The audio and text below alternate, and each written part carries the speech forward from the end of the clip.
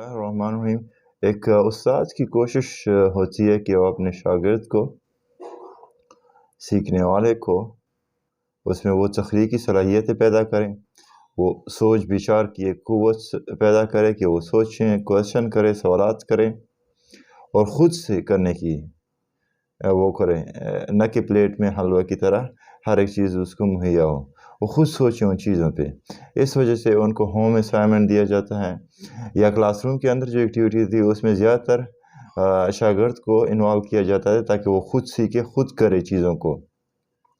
इस लिहाज से अगर वालिदैन या असातिज़ा कराम मजबूर कर देते हैं बच्चों को कि वो सेकंड टाइम जो ट्यूशन पढ़ ले, एक्स्ट्रा वो पढ़ें, सो उससे बच्चे की जो ग्रोथ है, डेवलपमेंट है, हर हवाले से वो बैकवर्ड पर चली जाती है, न कि आप चढ़ती है।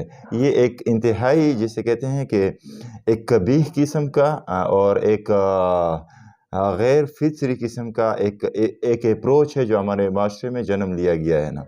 सो जो भी ट्यूशन के कायल हैं, हाँ, ये है कि उस किसी स्कूल में बच्चे को वो चीज़ नहीं मिल रही है जिस तरीके से वो इल्म हासिल किया जाए, या वहाँ पर तादाद 20-25 से ज़्यादा है उस क्लासरूम में, हर एक बच्चे को इनफरादी सतह पर तवज्जो नहीं मिल सकती, या ये है कि वहाँ पर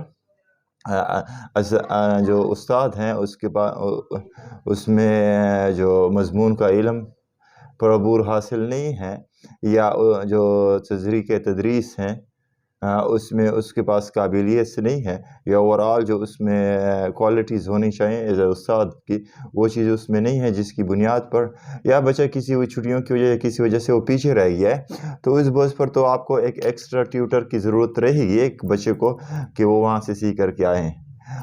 लेकिन अगर ये सूरत हाल नहीं है, तमाम चीज़ें ज़रूर जा रही है, तो एक्स्ट्रा ट्यूशन से बच्चा पीछे जाता है, आगे नहीं जाता है। इस कंसेप्ट को वालिदैन अपने ज़हनों से क्लियर करें।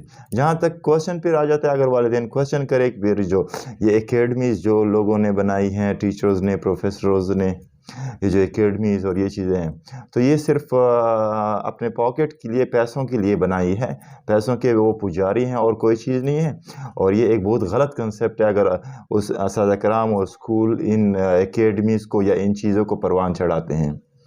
बहुत शुक्रिया, उम्मीद है वालिदैन इन चीज़ों पर अमल करेंगे। Thank you.